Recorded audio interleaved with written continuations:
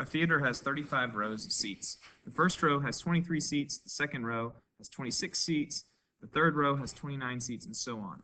What is the total number of seats in the theater? Well, the first thing we need to establish from our formula chart is which formula are we using? Is this a arithmetic sequence, meaning a sequence that's adding something every time, or is it geometric, where we're multiplying every time? So as I look at this, the first row has 23 seats. This would be a sub 1. The second row has 26. That's a sub 2.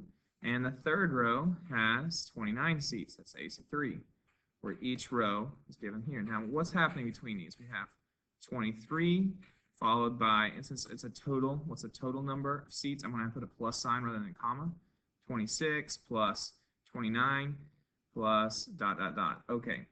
Now, what's happening each time here is it looks like we are adding 3 units. Let me change color so it's easier to see.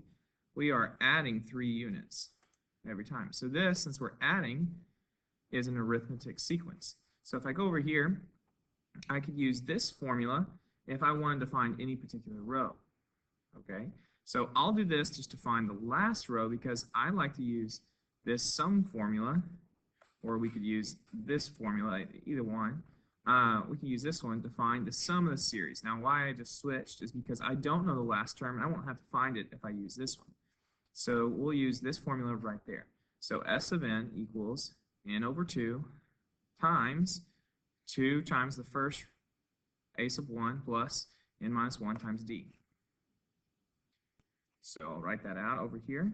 The sum is equal to n divided by 2 times 2 times a sub 1 plus n minus 1 times the difference. And we can check to make sure that I did copy that down correctly, and I think I did, so we'll use this formula.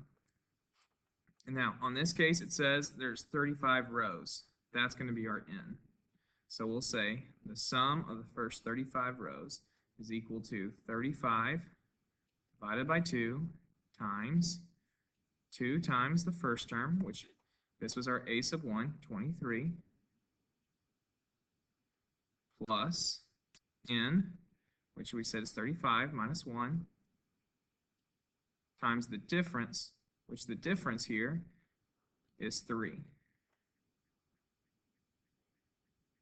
Now that's what we're going to type in the calculator to see what we get. So I'll come over here to my calculator.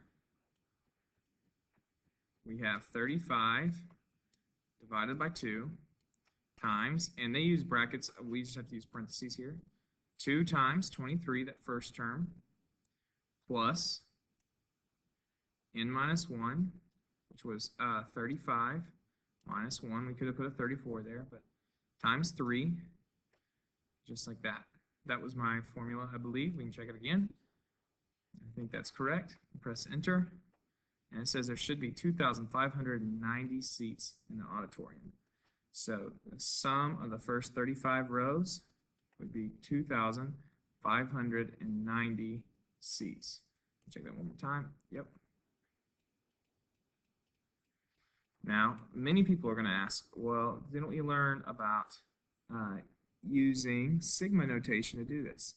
Yes, we did. We learned we could do sigma, and so now I'll just show you another way here. Let me just divide my screen here. I'll set this aside, and I'll show you how can we do it with sigma. Well, with sigma in the calculator, we start with, I prefer to use n equals 1 up to 35 terms, or 35 rows, and then you put the explicit equation, this equation, here in parentheses.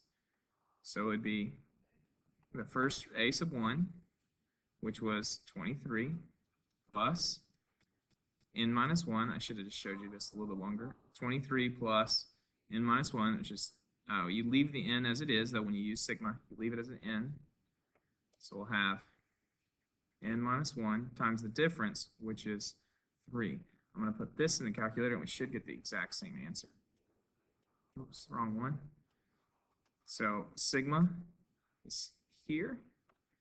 So the button next to 9, there's sigma. We're going to say n equals 1. And we're going to do this up to 35 times.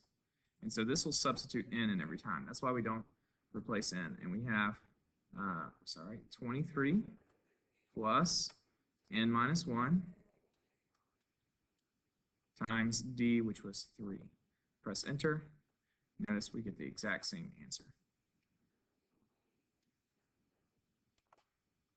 Could we have used this formula over here? Yes, we could have. We just would have had to find the last term, which we would have been the 35th term. We would have had to find a sub 35 by plugging in 35 there to use this formula. So you can do it multiple different ways, but obviously the way I chose to do so is I used this formula here since I had the first term and I knew how many terms, and then I went back and I used the explicit term here, the nth term, with sigma.